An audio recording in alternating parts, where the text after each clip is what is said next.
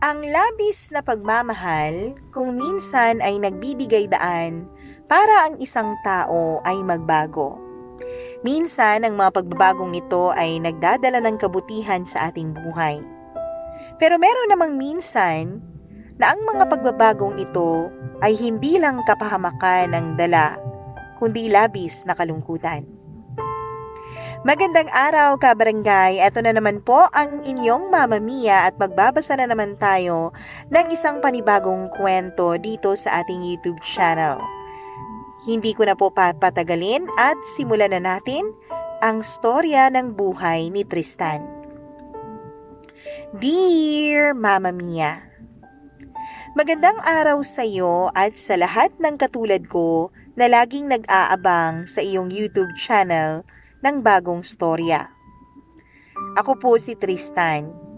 Ang liham na ibabahagi ko sa inyo ngayong araw ay naglalaman ng ilan sa mga pangyayari ng aking buhay na hanggat maaari ay ayoko na sanang balikan pa.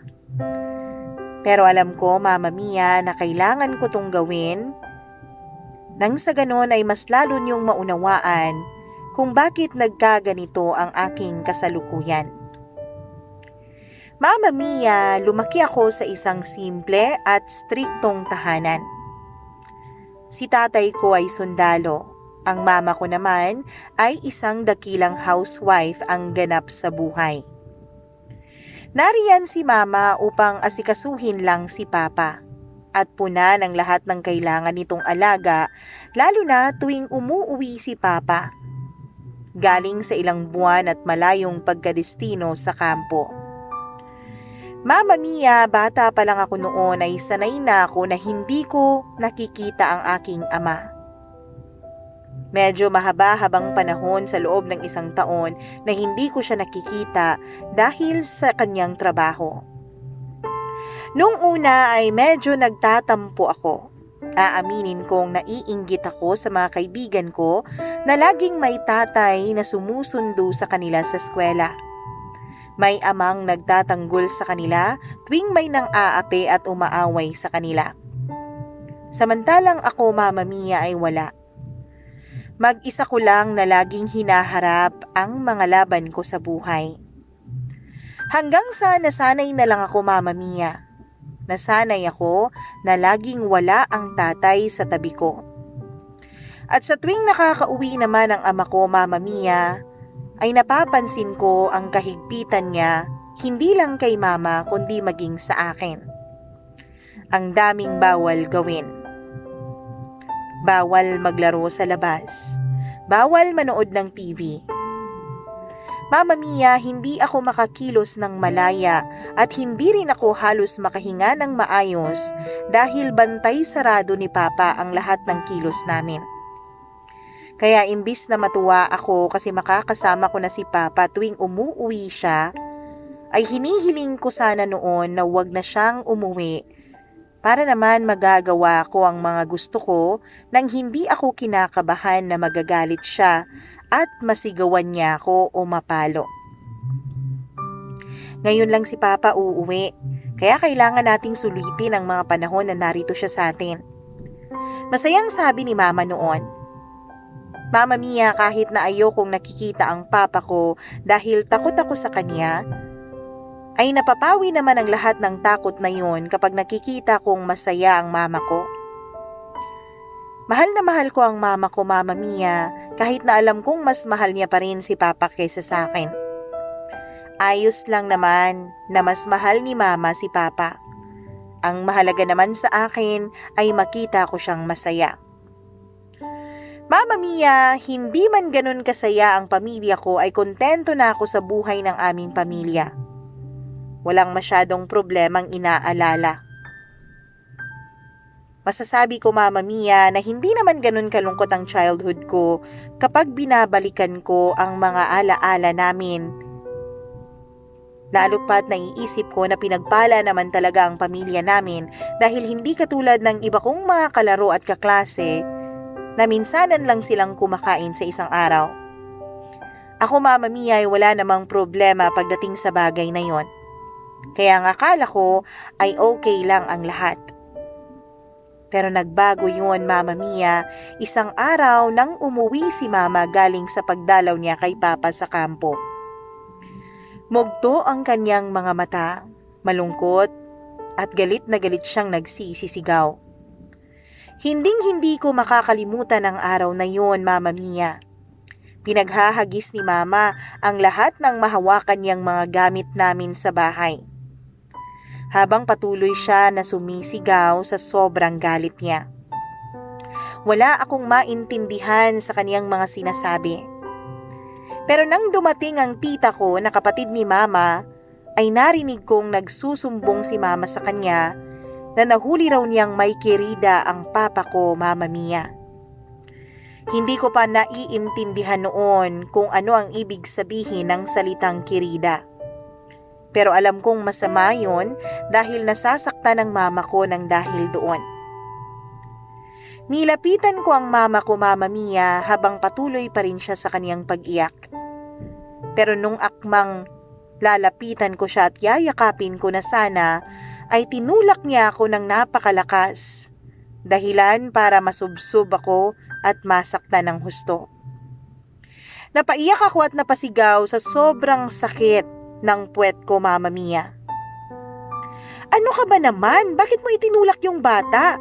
Wala naman siyang kasalanan sa iyo eh. Saway ng tita ko kay Mama. Anong wala? Yan! Yang batang yan ang dahilan kung bakit naghanap ng ibang babae ang ama niya. Alam mo ba nagbago ang katawan ko dahil sa panganganak ko sa batang yan? Mama Mia, hindi ko maintindihan noon si Mama. Bakit ako ang may kasalanan? Wala naman akong ginagawa. Pinatahan ako ng tita ko at pinapasok na muna niya ako sa kwarto ko habang pinapakalma niya rin si Mama. Pero mula ng araw na yun, Mama Mia, ay nagbago na ang mama ko. Hindi na niya ako inaalagaan.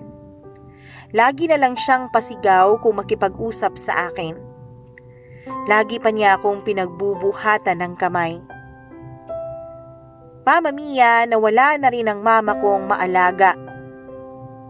Sa totoo lang ay hindi na nga niya ako pinaglalaban ng mga damit ko. Pati sa paglilinis ng bahay at pagluluto ay ako na rin ang halos gumagawa kahit sa mura kong edad noon.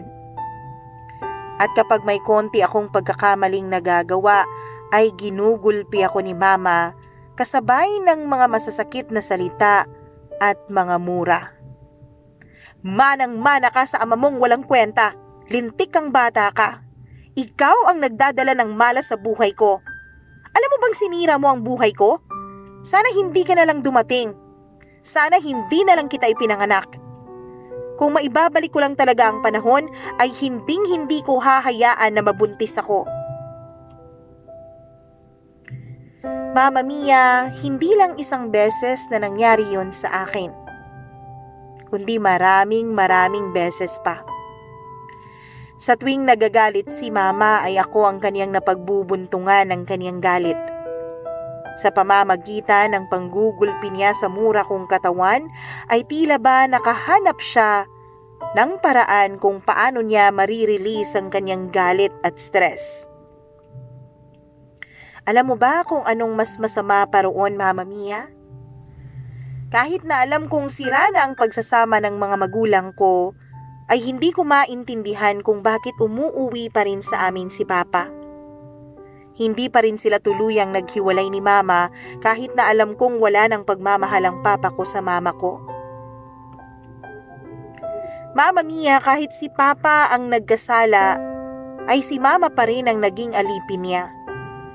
Kapag umuuwi si Papa sa amin ay para siyang hari na gusto niya ay pinagsisilbihan namin siya. Lahat ng utos niya dapat masunod. Lahat ng gusto niya dapat yun ang batas. At isa pa, Mama Mia, kahit kailan ko tignan si Papa, ay wala siyang kahit na konting pagsisisi sa mga nagawa niyang kasalanan sa amin. Akala ko, Mama Mia, ang isang tao kapag nakakagawa ng kasalanan ay humihingi ng sorry at nagbabago. Pero iba si Papa. Imbis na mag-sorry, ay siya pa ang nagagalit. Mas lalo pa siyang lumala, Mama Mia. Harap-harapan na siya kung mambabae. At kapag naman pumapalag ang mama ko, ay nasasaktan niya ito ng pisikal at pinagbabantaan lagi ng hiwalayan. Ewan ko ba, Mama Mia, kung bakit takot na takot si Mama maghiwalay sila ni Papa. Gayong kitang-kita ko naman na wala rin naman itong pagmamahal sa kanya. Hindi ko talaga maintindihan ang mama ko noon. Bakit ba gustong-gusto niya lagi na nakadikit kay Papa? Ganun ba siya katangang magmahal? Ganun ba kagrabe ang pagmamahal niya at kaya niya na lang isuko ang kanyang dignidad para sa lalaking hindi naman siya pinapahalagahan? Mama Mia, mas lalong hindi ko naintindihan ay kung bakit laging ako ang pinagbubuntungan ni Mama sa lahat ng galit at frustration na kay Papa. Bakit ako lagi ang nagbabayad? Bakit kapag nasasaktan siya ni Papa, ay sa akin siya gumaganti? Wala naman akong kalaban-laban noon, Mama Mia. Alam mo ba, Mama Mia, isang beses na umuwing lasing-lalasing ang Papa ko, ay nagising na lang ako na sumisigaw siya sa labas ng bahay namin.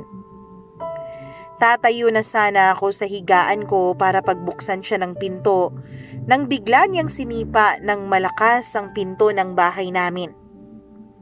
Narinig ko ring lumabas si Mama at dahil siguro na alimpungatan siya sa biglaan niyang pagkagising ay napagtaasan niya ng boses ang Papa ko. At dahil doon ay nagalit si Papa at nabugbog ng husto si Mama. Awang-awa ako kay Mama noon pero hindi ko siya magawang lapitan dahil natatakot ako na baka ako naman ang mabugbog ng Papa ko. Hindi ko pa naman naranasan na masaktan ako ng pisikal ni Papa. Laging salita lang. Si Mama naman ang nambubugbog sa akin pero alam ko na mas malakas ang Papa ko, Mama Mia. Kaya naman hindi ko na sinubukan pa na lumaban sa kanya at baka hindi ko kayanin kapag siya na ang bumugbog sa akin. Kinabukasan matapos ang gabing yun,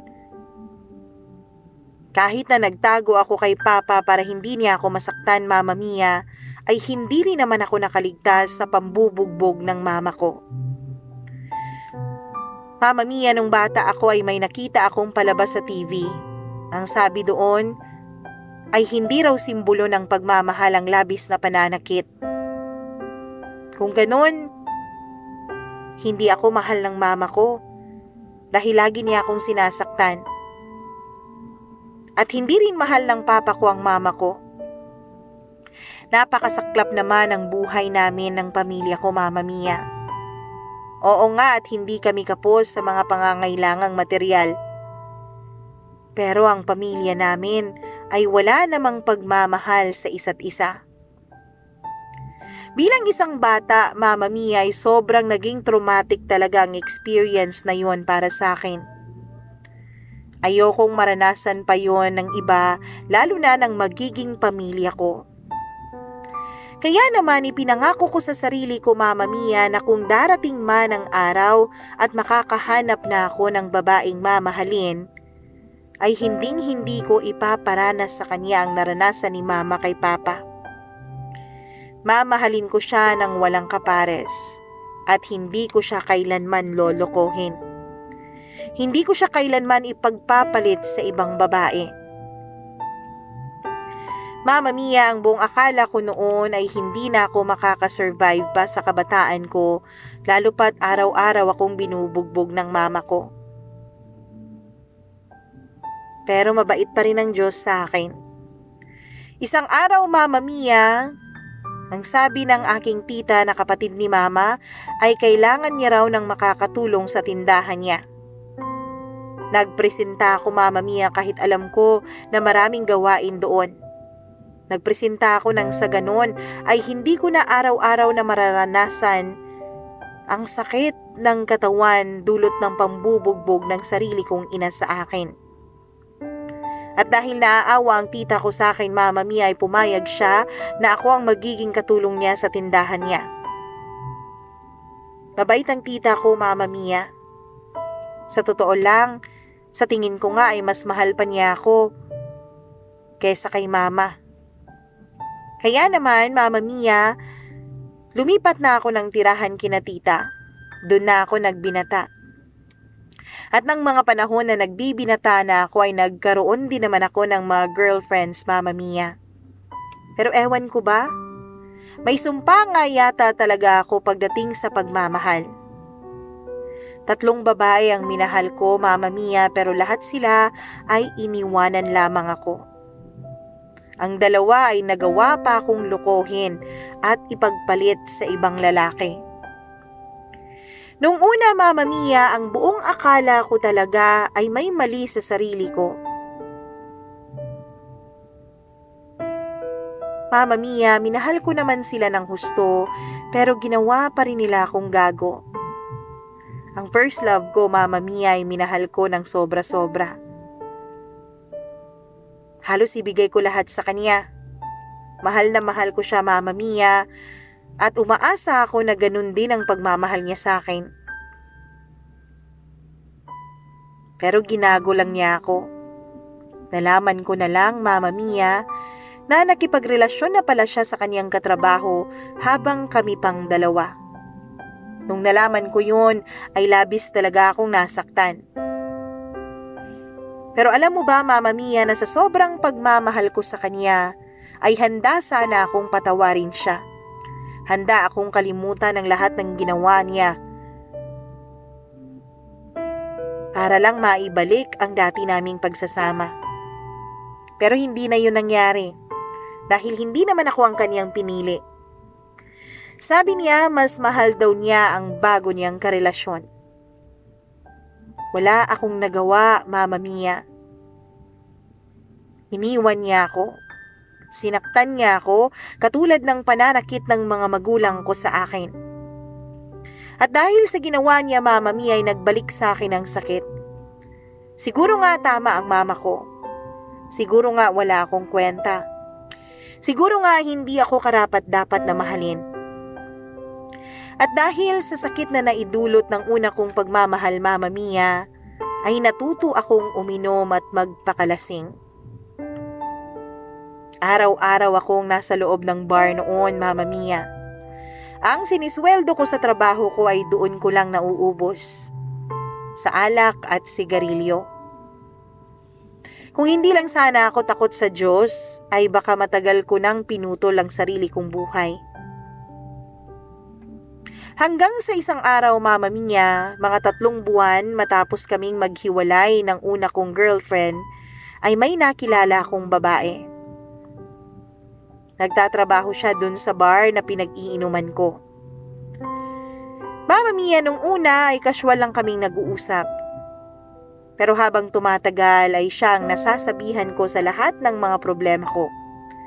Nakikinig siya sa mga hinanakit ko sa buhay. Hanggang sa unti-unti, Mama Mia, ay nababawasan ang pag-inom ko at ang tanging pinupunta ko na lang sa bar na yon ay ang kausapin siya. Hanggang sa kuhanin ko na ang cellphone numbers niya.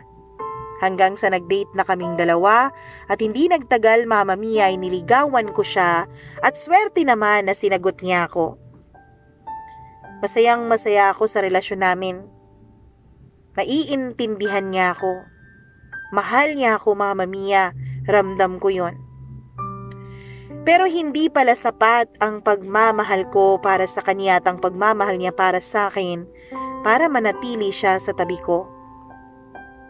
Mama Mia, 2 years after naming magkaroon ng relasyon, ay nagulat na lang ako nang makipaghiwalay siya sa akin.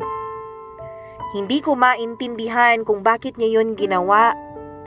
Mahal na mahal ko naman siya at alam ko naman na mahal niya ako, pero bakit niya ako iiwan? Yun pala, Mama Mia, ay kinukuha na siya ng tita niya papuntang abroad. Mama Mia, mataas ang pangarap ng babaeng minamahal ko. Pangarap niyang iahahon ang sarili niya at ang mga magulang niya sa hirap. At alam ko, Mama Mia, na sa aspetong pera ay hindi ko siya matutulungan. Hindi naman kasi ako nakapagtapos ng pag-aaral. Isa lang akong hamak na grocery store employee, Mama Mia. Kaya naman, minimum wage lang din ang sweldo ko. Hindi ko siya mabigyan ng magandang buhay. Kaya niya ako iniwanan. Nag-abroad siya, Mama Mia, at iniwan niya ako. Muli ay balik na naman ako sa dati kong bisyo. Inom, sigarilyo. Mama Mia, ang akala ko nga ay hindi na ako makakabangon pa. Pero may nakilala na naman akong babae. This time, Mama Mia, sinabi ko na hindi ako na magmamahal pa. Sinabi ko sa sarili ko na enjoy lang ang kailangan ko sa kanya. Basta ba maibigay niya lang sa akin ang pangangailangan ng isang lalaki ay ayos na ako. Pero habang tumatagal ang aming relasyon, Mama Mia, at ang mga araw na may nangyayari sa aming dalawa, ay hindi ko na napigilan pa ang sarili kong mahulog sa kanya. Minahal ko siya ng totoo, Mama Mia. Ang akala ko noon na laro-laro lang at enjoy lang sa akin, ay hindi pala nangyari dahil nahulog ako sa kanya ng husto. Handa na sana akong pakasalan siya, pero nalaman ko, Mama Mia, na may iba pa pala siyang boyfriend bukod sa akin. Hindi ako ang nauna. Yung boyfriend niya ang nauna sa kanya, Mama Mia. Magtatatlong taon na ang relasyon nilang dalawa habang kami ay mag-iisang taon pa lamang. Grabe naman ang pangyayaring yun sa buhay ko. Hindi ko akalain na sa ikatlong pagkakataon ay masasaktan ako sa pag-ibig. Kaya naman, Mama Mia, ay pinangako ko sa sarili ko na hindi na talaga ako makikipagrelasyon. Kung gusto ko ng casual hookup, yun lang. Walang relasyon. 2 years akong naging single, Mama Mia, at wala na talaga akong planong makipagrelasyon pa hanggang sa makilala ko si Elisa. Si Elisa ay kaibigan ng isa sa mga kaibigan ko. Maganda si Elisa. Sopistikadang babae, palibhasa ay nagmula siya sa isang may kayang pamilya. Nung una ay nahihiya ako sa kanya. Ayoko siyang kausapin dahil alam ko naman na hindi kaming dalawa magka-level. Pero isang araw, Mama Mia, ay nag-message sa akin sa Facebook si Elisa. Nag-hi siya at nagpakilala. Ang sabi niya ay kaibigan niya raw ang kaibigan ko. Alam ko naman dahil kilala ko siya dahil dumadalaw siya sa kaibigan ko, Mama Mia, na nagtatrabaho din sa mall kung saan ako nagtatrabaho dati. Hanggang sa ang pag-uusap namin sa chat, Mama Mia, ay nauwi na sa personal. Yung common friend naming dalawa ni Elisa ay siyang laging tumutukso sa aming dalawa at ang sabi nila ay bagay daw kami.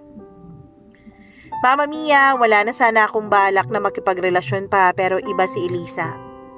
Bukod sa maganda siya, ay napakabait niya. Hindi siya mahilig sa mga lalaki. Kaya alam ko na safe ako sa kanya at hindi siya maghahanap ng iba. Hindi rin siya mahirap kaya alam ko, Mama Mia, na hindi rin siya mag-a-abroad at hindi niya ako iiwanan. Kaya naman sa ika-4 na pagkakataon ay sumugal ako sa isang relasyon. Ang relasyon namin ni Elisa, Mama Mia, ay puno ng pagmamahalan.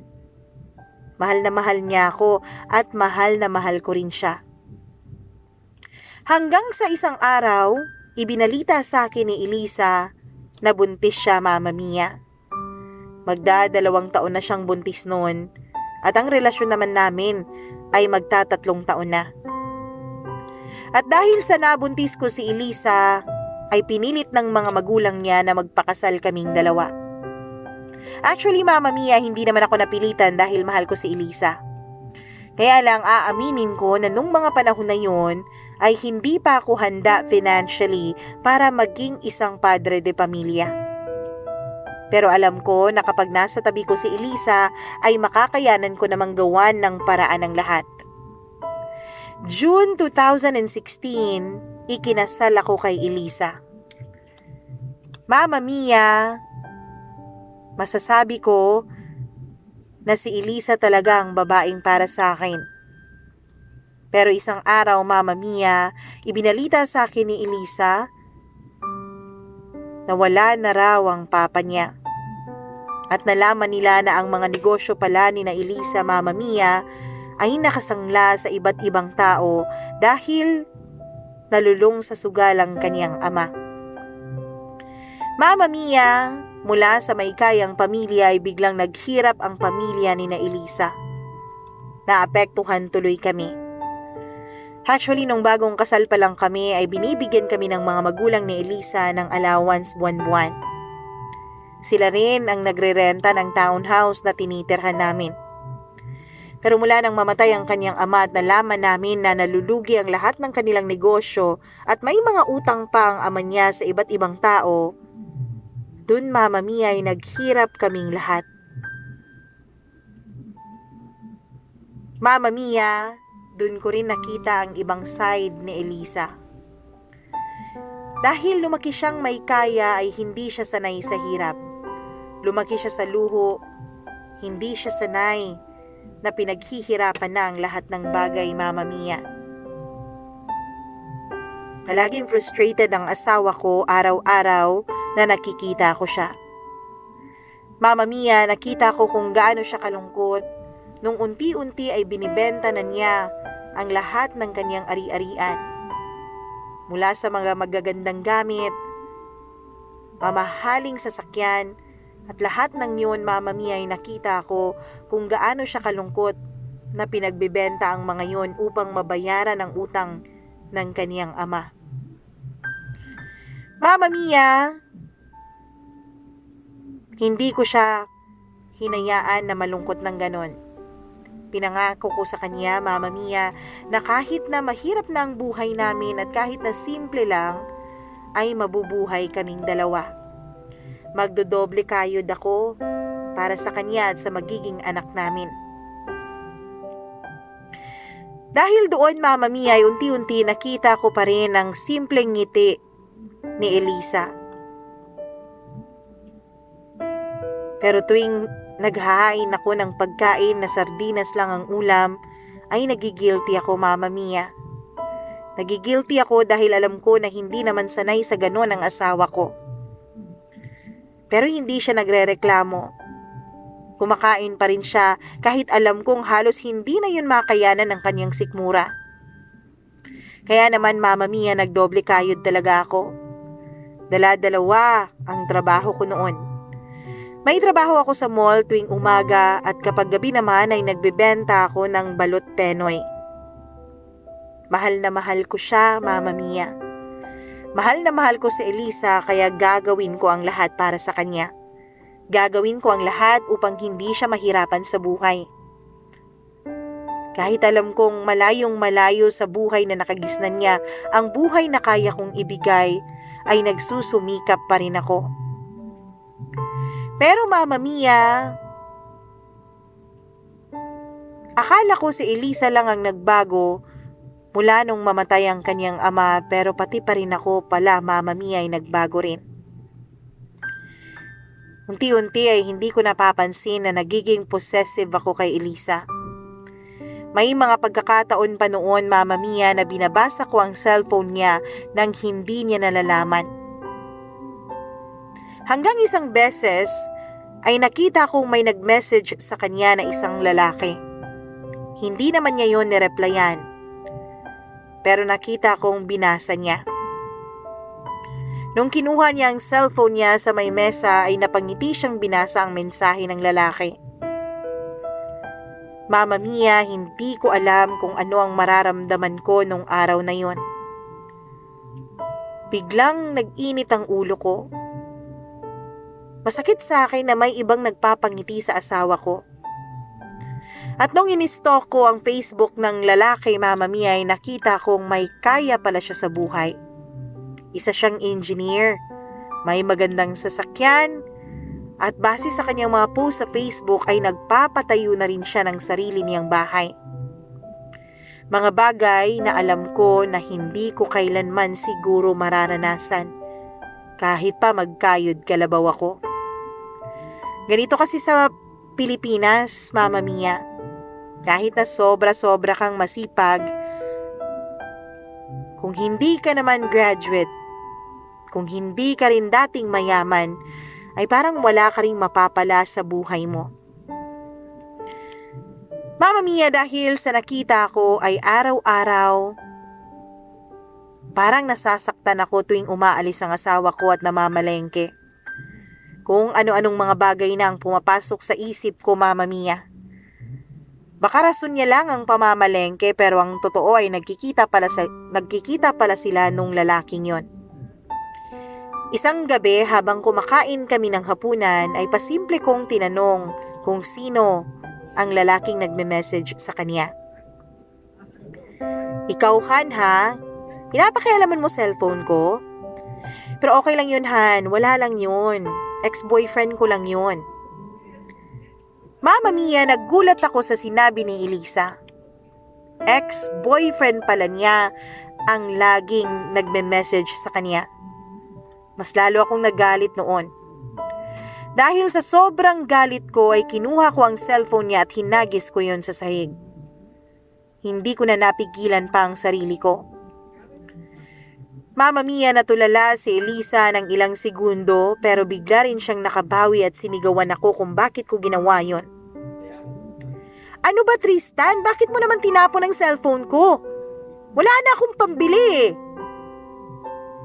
Bakit? Mas importante ba yung cellphone mo kaysa sa akin? Bakit? Wala ka ng ka-chat? Hindi na makaka-chat sa'yo yung ex-boyfriend mo? Mama Mia, nag-away kami ni Elisa ng gabing yon.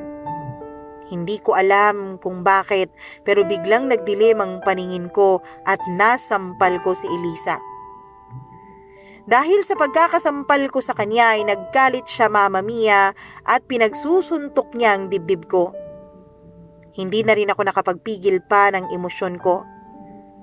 Ang away na yon ay nauwi sa bugbugan. Nagbugbugan kaming dalawa ni Elisa ng gabing yon. Mama Mia, umalis si Elisa sa bahay ng gabing yon. Kinabukasan ay sinundan ko siya sa kanyang mama at nakita ko kung gaano karaming pasa ang nasa kanyang mukha at mga braso. Pagkakita ko kay Elisa, Mama Mia, ay naalala ko bigla ang mama ko. Naalala ko rin ang pinangako ko sa sarili ko noon na kung may babae na akong mamahalin ay hinding-hindi ko siya sasaktan. Pero bakit naman ganon? Bakit nagawa ko yun kay Elisa? Humingi ako ng tawad kay Elisa, Mama Mia.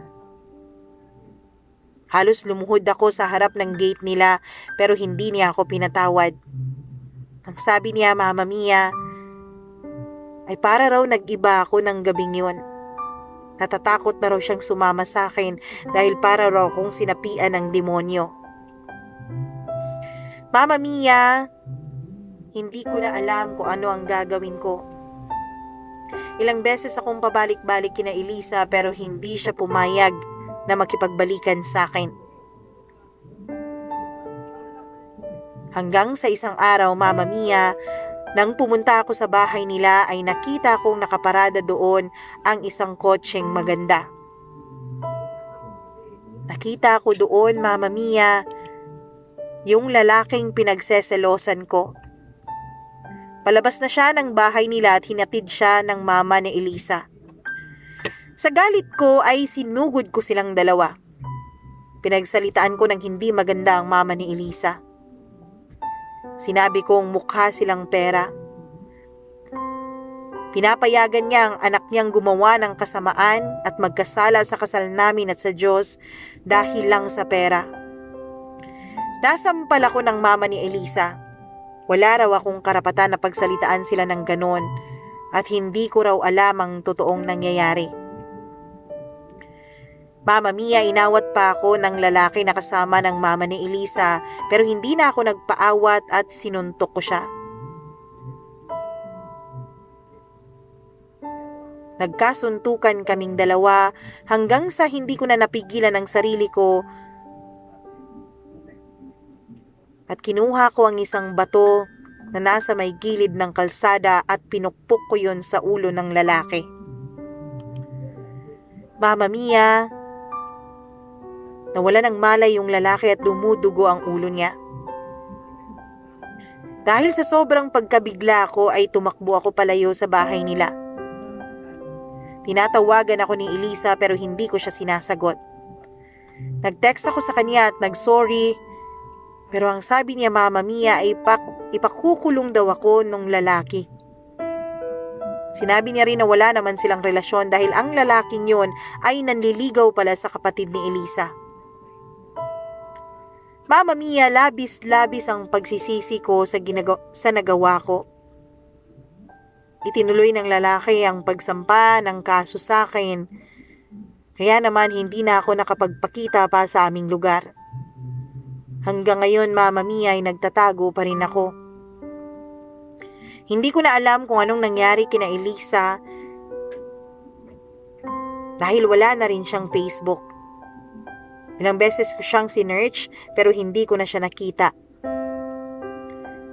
Mama Mia, hanggang ngayon ay hindi ko pa rin maintindihan kung paano ko nagawa ang mga bagay na yon.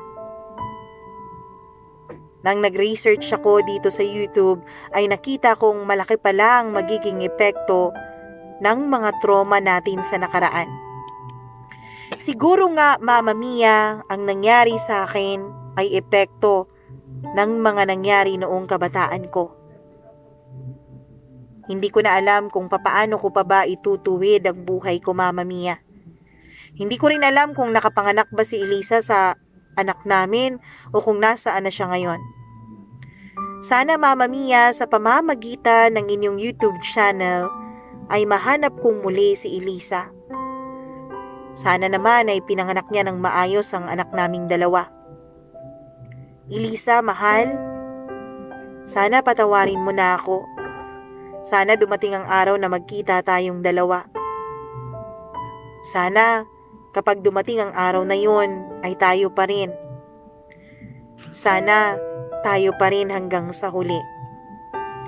Hanggang dito na lang, Mama Mia, at maraming salamat po sa pagbabasa mo ng sulat ko at sa pagbibigay oras mo nitong liham ko. Lubos na gumagalang, Tristan.